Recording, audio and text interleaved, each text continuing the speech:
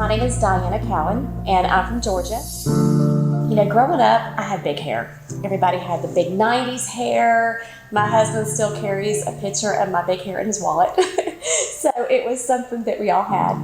But after kids, I started a difference, and the hair started falling out. And it got to the point where it was getting more and more.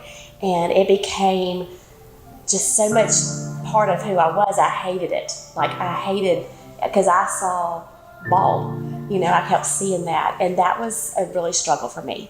I camouflaged it for years and just kind of put those thoughts back in my head of, you know what, it is what it is, but I hated it. And inside it was killing me, because I heard these lies of, your husband did not marry that. That's not what he married.